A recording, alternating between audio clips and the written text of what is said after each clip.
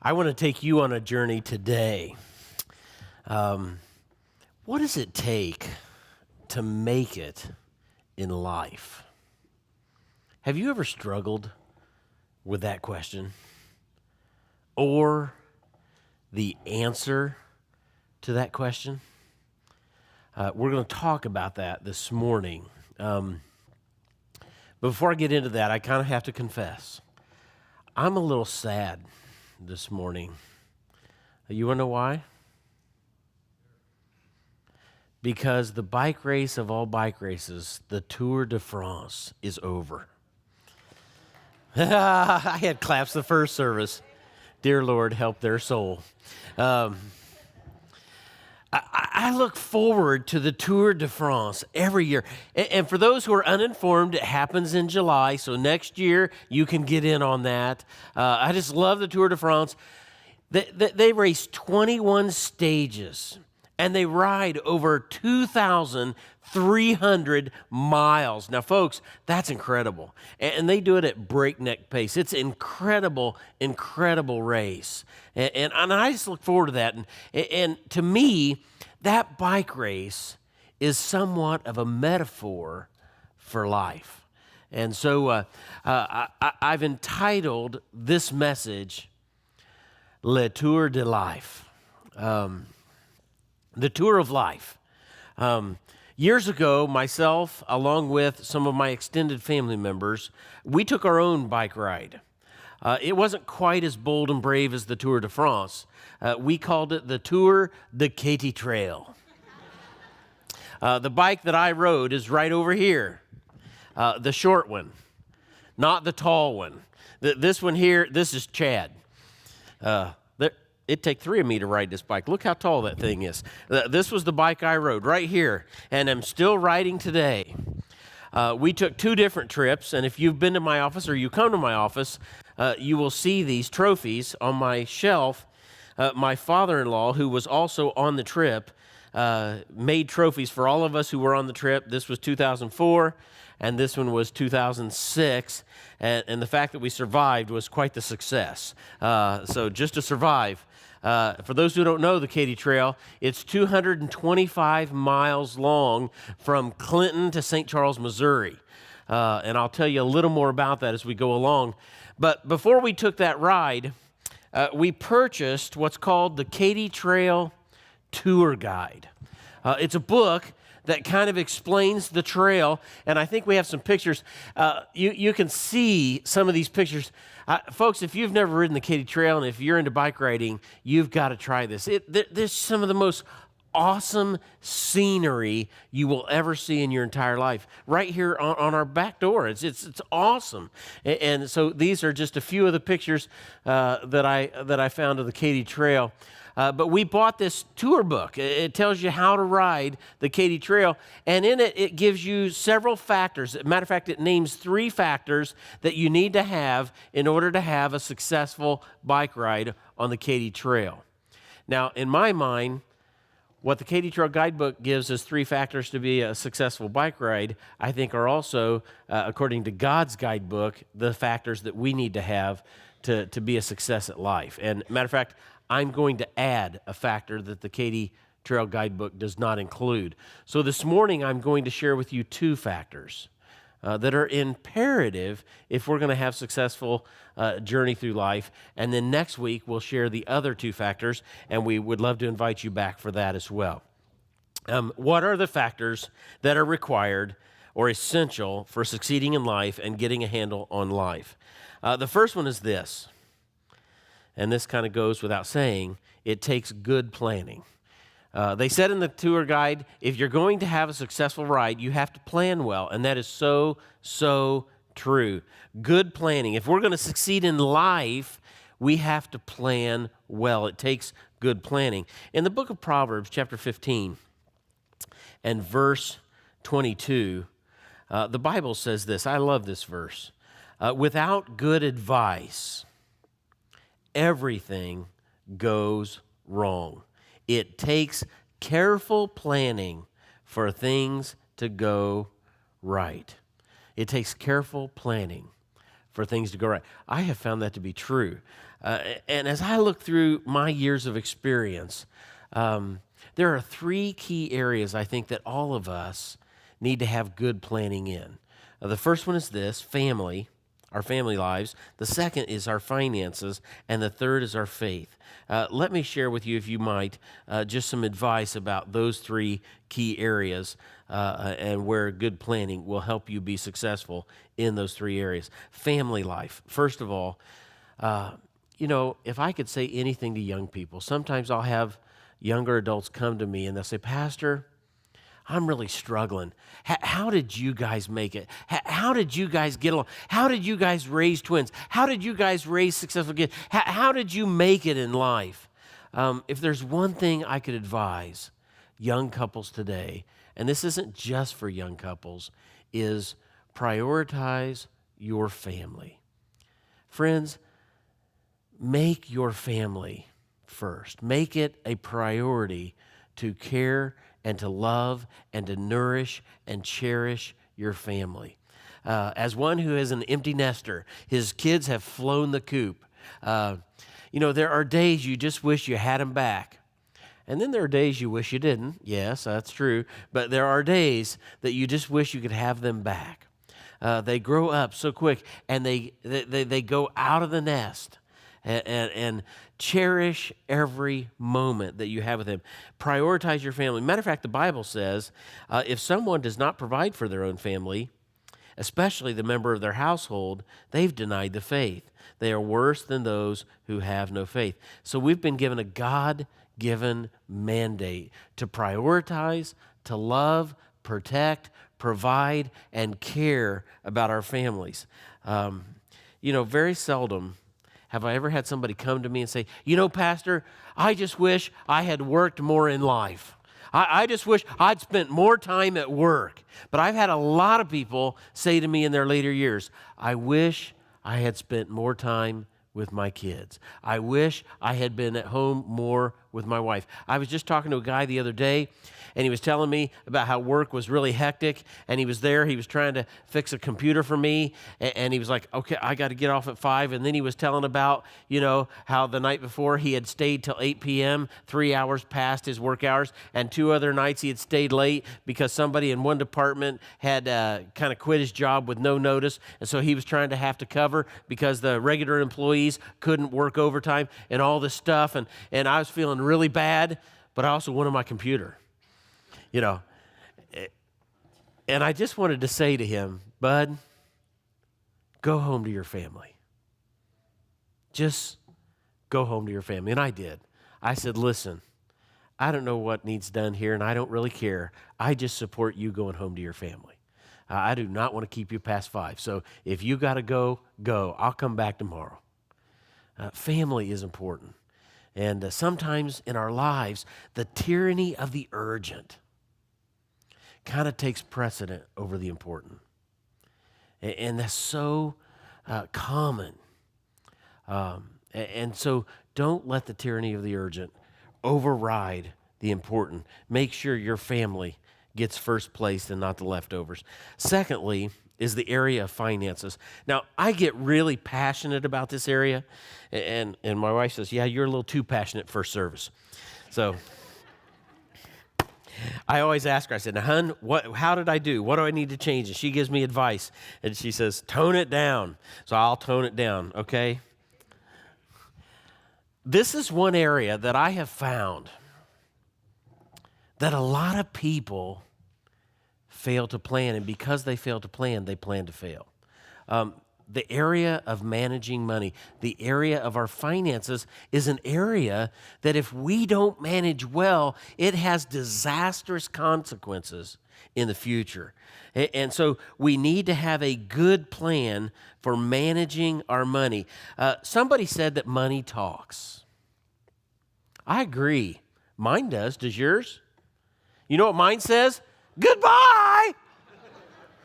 Money does talk, and mine always says goodbye. And that statement's not too far from the Bible. There's actually a verse in the Bible, Proverbs 23, verse 5. You may never have read this, I don't know. But in that verse it says, in the blink of an eye, wealth disappears. for it will sprout wings and fly away like an eagle. I don't know about you, but my money seems to do that. How about, does yours? I mean, it just like flies out the way. It just disappears. It just takes off. Mine's like a 747. It takes off and it goes quick. I mean, money just flies away. It just disappears.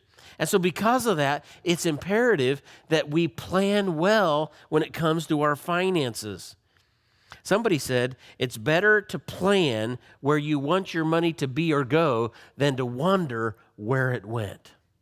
And I think that's true. But without a plan, you will be in the category of wondering where it went. If you have no plan,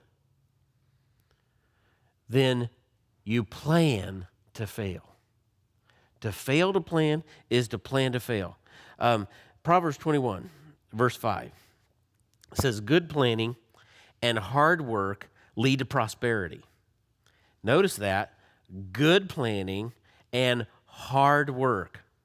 Both are essential for success, for prosperity. If you want to be prosperous, you need to have a good plan and you need to work hard. But hasty shortcuts, he says, lead to poverty. Now, I just want to share some things that are kind of counterintuitive because as a pastor, I want you to get this.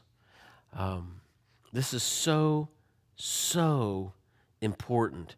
Some people say, work hard. All you need to do is work hard. Yes, it takes hard work. If you want to be successful, you're going to have to work hard. If you want to succeed at anything, you've got to really throw yourself into it. You can't just float along. We don't have just accidental millionaires. They didn't just somehow happen to accidentally wander into it. They took initiative and they worked hard and they had a plan and they learned and they failed and they adapted and they learned and they failed and they adapted and they readapted and they developed new plans and they became successful. And so hard work is necessary, don't get me wrong, but I would encourage you, along with hard work, I would say work smart. Don't just work hard, but also work smart. I've met a lot of people who work very hard, but they don't reach the goals that they would like to reach. I see a lot of people work very hard and they don't get where they need to get because they're not working smart. So I think in today's world, we need to work hard, but we also need to work smart. Now, this one's going to be counterintuitive. Because every message you're going to get in society, every message you're going to hear on the television, every message that you're going to see when you drive down the road is counterintuitive to what I'm about to say to you. What I'm about to say to you is this: spend less. Some interesting laughs there. Did you notice? Spend less. Now, why do I say that's counterintuitive? Because what does the world say? The world says spend what? They scream it louder than that. They say spend what? That's about how they do it. How do they do it? They do it in such subtle ways. Zero money down. 0% interest. No payments for 14 years. That couch will be worn out in 14 years.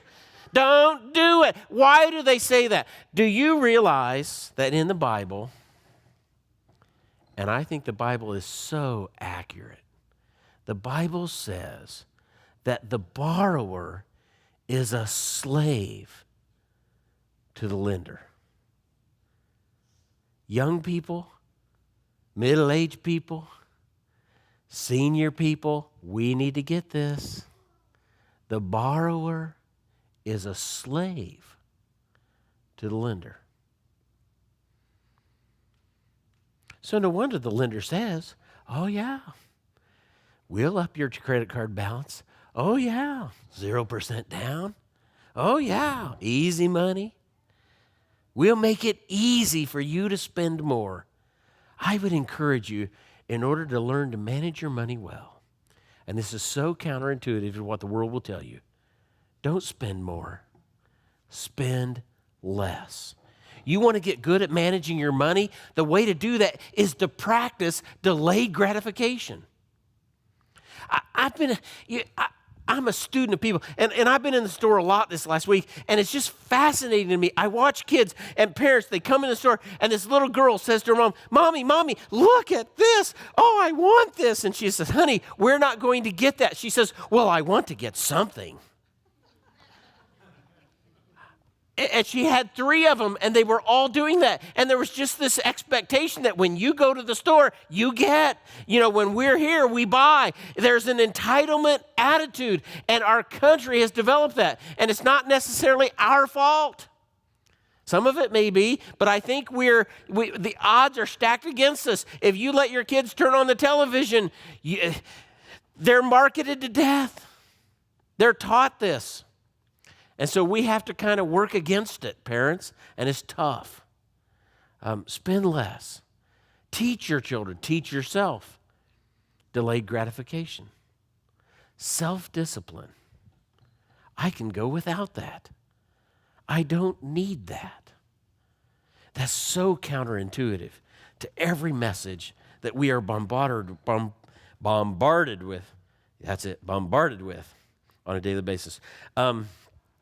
This one's important too. It kind of goes along with that. Our wants and our desires tell us, save later. I would encourage you, and I'm speaking from experience, don't save later.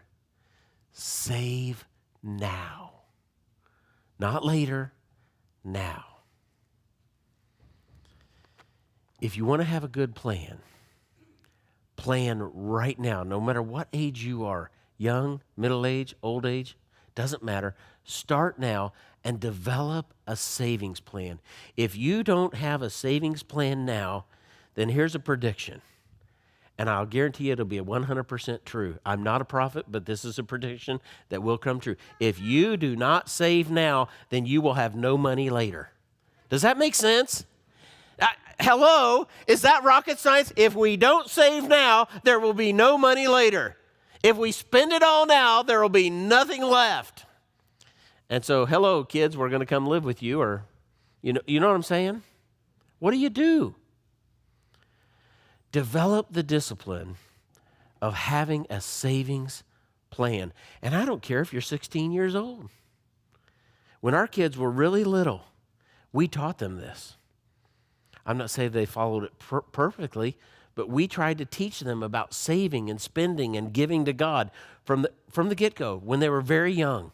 We gave them a little box, and in the box they had 4 envelopes. And in the 4 envelopes, we taught them, here's money for tithe, and then this is money that you save, and then this is money that you pay your bills. And for them, their bills were their lunches at school, so they had to have enough for milk money and enough for lunch. And then the other was entertainment. This was the mad money, and we gave them a certain amount of money, and it spread just right. If they managed it well, they had enough for tithe, they had enough for savings, and they had enough for their bills, their lunch money, and then they had mad money left over. And it was fascinating to see them get all excited about that. And sometimes they would save it up, and then they'd say, it was a thrill to them. It was fun. It was a trick.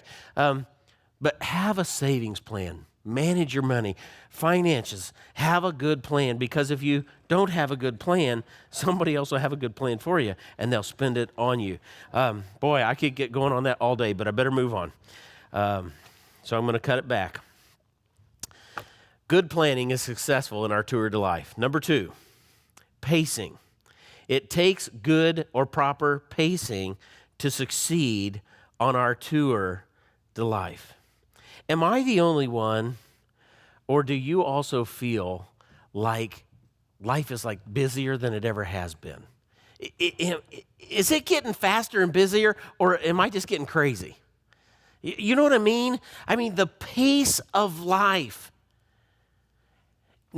life hasn't just gotten faster. The pace of life has gotten exponentially faster, has it not? I mean, you talk to somebody and you say, how you doing? And as soon as you say how you're doing, what are they going to say to you? Almost instinctively, they'll go, busy. Busy, busy, busy, busy, busy. Right? Am I right? All right. We are so busy. That's about balance. That's about finding the proper pace. And friends, if we're going to make it in life, we've got to find a good balance. We've got to have a pace that works. And on the Tour de France and on the Tour de Katy Trail, I learned a lot about pace, and I'll talk about that in just a second or two. But I found this poem that I really like. I think this is indicative of our society. This is the age of the half-read page. It's the quick hash and the mad dash, the bright night with the nerves tight, the plain hop and the brief stop, the lamp tan and the short span, the brain strain and the heart pain, and the cat naps until the spring snaps, and then the fun is done. Does that sound like our world? That sounds like my world. It's tough. And I think for a lot of us in America, our pace is disrupting our peace. Our pace disrupts our peace. And I think that's true. In the Tour de France, if you, how many have ever seen the Tour de France? I have a few fans here actually. All right, you guys understand this. Almost every day in the Tour de France, they had what they called a breakaway. Now, a breakaway is a group of riders. It could be one rider, two riders, 15 or 20 riders. And like from the very get-go, at the very beginning of the race, they would break away from the pack. And that pack or that group of riders is called the peloton. And so they would race ahead, and I mean they would ride hard, and they would really pour themselves into it, and they'd try to break away. And sometimes they would get 3 minutes, 5 minutes, 8 minutes, 10 minutes ahead in the hopes that by the end of the race, they'd be far enough ahead that the peloton, the rest of the bike riders, couldn't catch up to them because by the end they're too tired. So that's the idea. Very seldom does a breakaway make it. Once in a while they will, but seldom do they make it.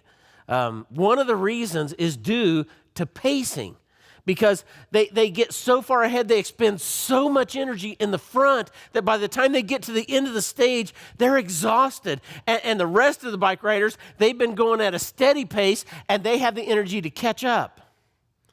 And so they didn't pace properly. And it's always tense. I mean, in my house, when the race is going on, I'm on the edge of my seat, and Deb is yelling for me to quit yelling, because I'm all excited, like, are they going to make it? Come on, you can do it, you can do it. And it's so exciting. It's nerve-bending, at least for us bike people. You guys aren't too excited, I can tell. You're not like into this. I could just sense it. Trust me, it's that way. I invite you over to my house in July next year. You come watch it with me. We'll have fun. Pacing is important. We learned that on the Katy Trail. Let me explain. We took 2 trips. One was in 2004. One was in 2006. And in 2004, those who rode were myself. I was in my 40s. My father-in-law was in his 60s. And then my twin boys, Adam and Sean, and their 2 cousins, Chase and Eli.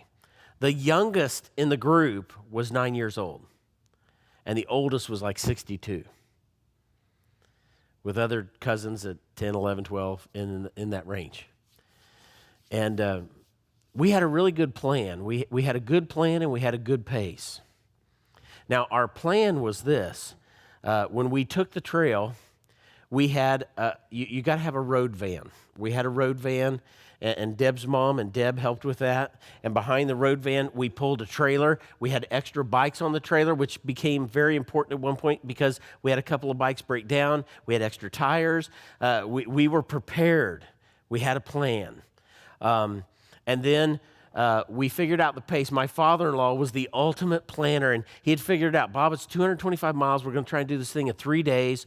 And so in order to do that, if we stop about every 15 or 20 miles at the trailhead, and we take a little bit of a break, and we refuel and refresh, and then we get back on the road, and we take about 15 minutes for each break, I've calculated we're going to have to ride 10 miles per hour in order to complete the trail.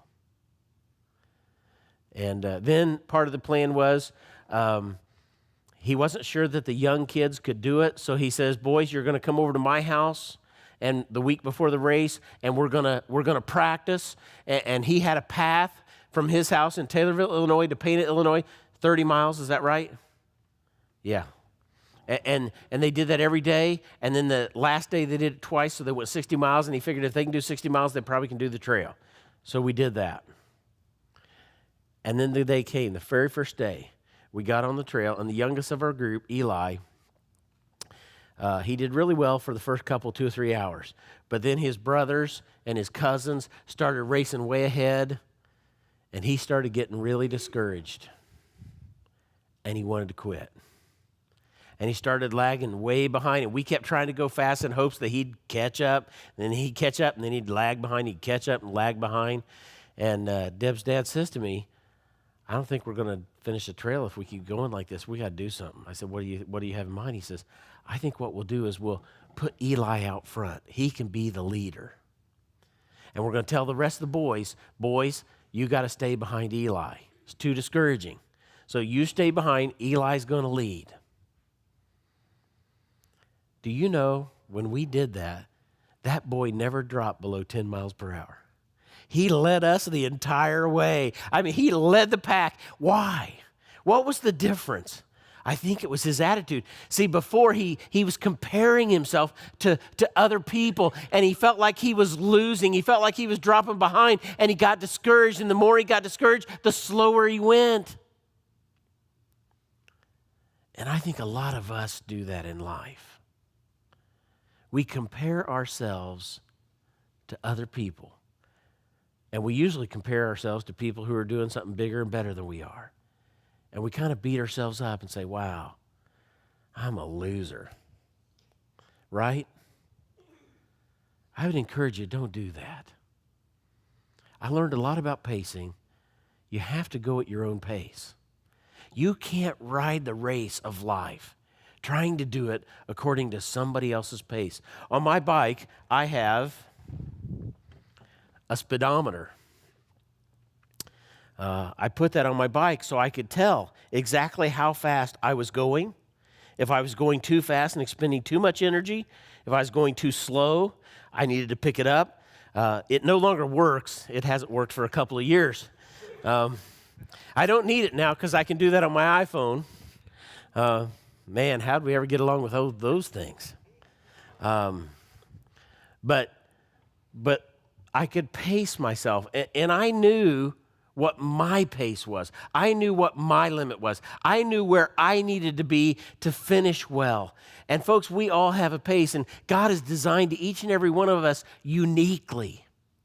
And it doesn't matter what other people are doing. God has wired you to do what you're meant to do. And I would just encourage you, just be you. Be who God made you to be. Don't try to be what other people are. Don't try to do what other people do. You just be you. And when you do that, you will finish the race well. There's an awesome verse in the book of 1 Corinthians, chapter 15, verse 58. It says, so my brothers, since future victory is sure, be strong and steady, always abounding in the Lord's work.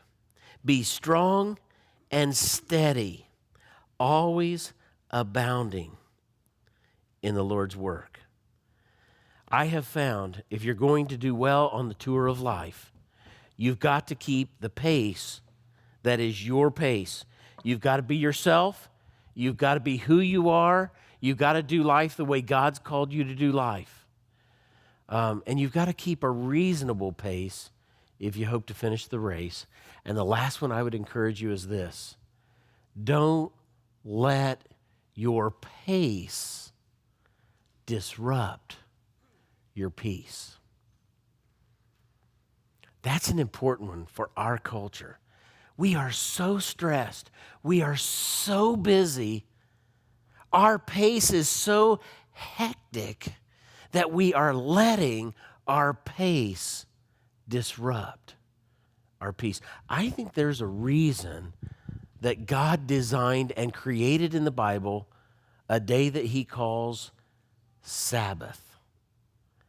He knew that as humans, we need rest. We need a day to unplug. We need to chill. And we need to relax. We need to refuel and recalibrate. And I think that's why God designed that day from the very get-go. He just knows how we're wired. And so many of us are working so hard and doing so much that we just don't have the time to unplug, relax, and rest. So I don't know where you are. Maybe you're on the bike and you need to pedal faster. Maybe you're on the bike and you need to slow down. Maybe you need to get off of the bike for a while. And maybe you need to sit at the trailhead and just refuel. Take in some nourishment, take in some refreshment. I don't know where you are, but I do know this, that if we're going to make it successfully on the journey of life, the tour to life, we've got to keep the Lord first and foremost. He says, be steady, always abounding in the work of the Lord. In other words, run your race, but remember to keep Jesus. Remember to keep the Lord as the priority. Why does he say that? He says that because that's important. If we keep him first, he will help us focus on the things that will help us run the race well. When we do life our way, it usually gets us in trouble. But when we keep our eyes on him, he helps us to do life in a way that is filled with joy and filled with peace and productivity. Would you all stand with me? We're going to sing a song, and this is kind of a decision song of sorts, and I don't know where you are, but maybe you need prayer this morning, and if so, we're going to have some prayer counselors in the back, and I'm going to ask a couple of guys to come up front here and be prayer counselors with me as well. And if you need someone to pray with, we invite you as we're singing this song and playing the song just to seek one of those people out. They'd be glad to pray with you if you have a need this morning. Maybe you're here and you want to find out more about Jesus and what it takes to become a Christian and get in on the race that he's called us to run. And if that's the case, we invite you to talk to one of our counselors as well. We'd be glad to help you in that journey as well. Whatever decision you have to make this morning, we just invite you to just step out of your pews, out of your rows, and talk to someone.